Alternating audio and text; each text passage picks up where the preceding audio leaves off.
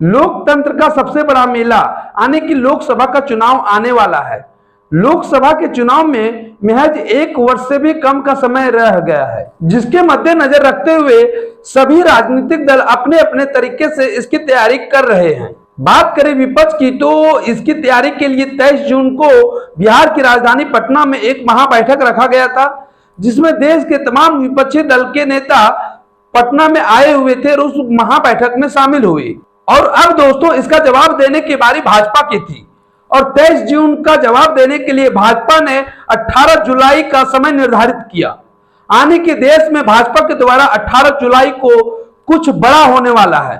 कहा जा रहा है कि 18 जुलाई को एनडीए में शामिल सभी राजनीतिक दल की बैठक बुलाई गई है। ऐसे मैं बता दूं कि एनडीए की बैठक काफी दिनों के बाद होने जा रही है और इस बैठक में 2024 के लोकसभा चुनाव का चर्चा विशेष रूप से किया जाएगा। और दोस्तों इसमें सबसे खास बात यही है कि इस बैठक में आपको कुछ ऐसे नए चेहरे दिख सकते हैं जो कि काफी महत्वपूर्ण है भाजपा के लिए, जिसमें सबसे पहला और बड़ा नाम लिया जा रहा है कि अजीत पवार गुट के एनसीपी के कई बड़े नेता इस बैठक में शामिल हो सकते हैं और दूसरा जो एकनाथ शिंदे गुट के शिवसेना के नेता हैं वो भी इस बैठक में शामिल होंगे। और अभी एनडीए में वर्तमान में जितने सारे राजनीतिक दल शामिल हैं वो तो बैठक में शामिल होंगे ही होंगे। और इस बैठक में एक खास बात और है दोस्तों, जिसकी चर्चा बड़ी जोर शोर से चल रही है कि ऐसे राजनीतिक दल जो पिछले 2-3 साल में जो भाजपा का साथ छोड़ दिया था वो भी इस बैठक में शामिल हो सकते हैं, क्योंकि भाजपा लोकसभा चुनाव को नजर में रखते हुए अपने से तमाम छोटे छोटे राजनीतिक दल जो हैं जो पहले कभी एनडीए में शामिल थे उन्हें अपने साथ लाने का प्रयास कर रही है। जिसमें से मैं आपको कुछ नाम गिनाता हूं दोस्तों कि बिहार से जो चिराग पासवान एक समय में एनडीए का हिस्सा थे, अभी तो एनडीए का हिस्सा नहीं है, लेकिन उनको भी केंद्र में मंत्री बनने का ऑफर मिला है और वो इस बैठक में शामिल होंगे। यदि उत्तर प्रदेश की बात की जाए तो वहां पे ओपी राजभर, क्योंकि जब 23 जून को जब विपक्षी एकता वाली बैठक जब बुलाई गई थी जिसमें ओपी राजभर को निमंत्रण नहीं भेजा गया था और चर्चा इस बात की है कि वो 18 जुलाई को एनडीए का जो बैठक होने वाला है उसमें शामिल होंगे। साथ ही दोस्तों टीडीपी से भी बात की जा रही है। यदि टीडीपी से बात बन पाती है तो शायद आपको देखने को मिल सकता है कि 18 जुलाई को एनडीए की बैठक में टीडीपी के भी नेता शामिल होंगे। और इसमें से सबसे बड़ा और जो महत्वपूर्ण नाम लिया जा रहा है इस बैठक में शामिल होने के लिए वो पंजाब के अकाली दल का लिया जा रहा है। अभी एक निश्चित नहीं है कि अकाली दल उस बैठक में शामिल होगा कि नहीं होगा, क्योंकि अकाली दल का जब नाम आता है तो भाजपा के साथ उसका पेच फंसा हुआ है। यदि मैं अकाली दल का बात करूं, यहाँ पे चर्चा करूं तो फिर वीडियो काफी लंबी हो जाएगी, उसके लिए मैं एक अलग से वीडियो बनाऊंगा। लेकिन ऐसा माना जा रहा है कि यदि अकाली दल से बात बन पाती है तो फिर इस बैठक में अकाली दल भी शामिल हो सकता है।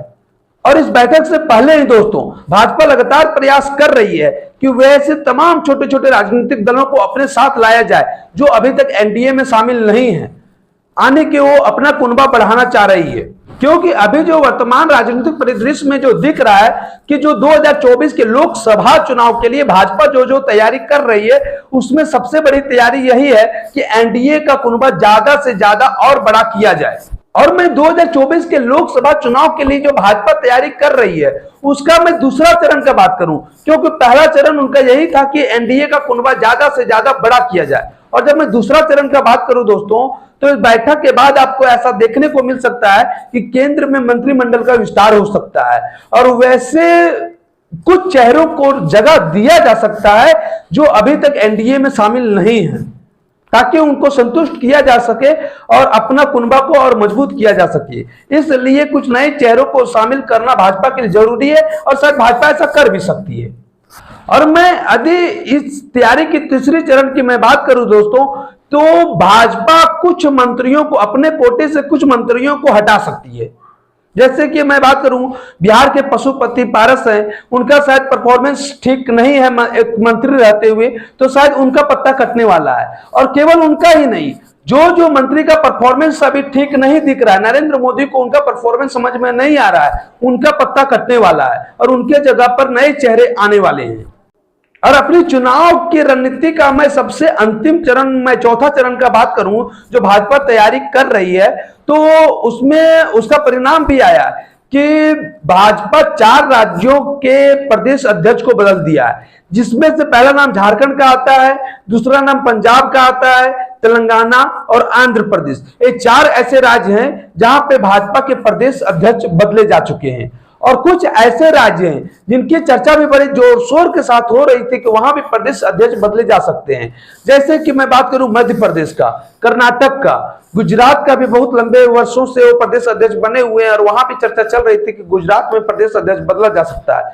लेकिन इन राज्यों में जिनका चर्चा बहुत अधिक था, वहां पे अभी नहीं बदला गया है। हो सकता है कि आने वाले कुछ दिनों में आप देखें इन राज्यों में भी प्रदेश अध्यक्ष बदले जा सकते हैं।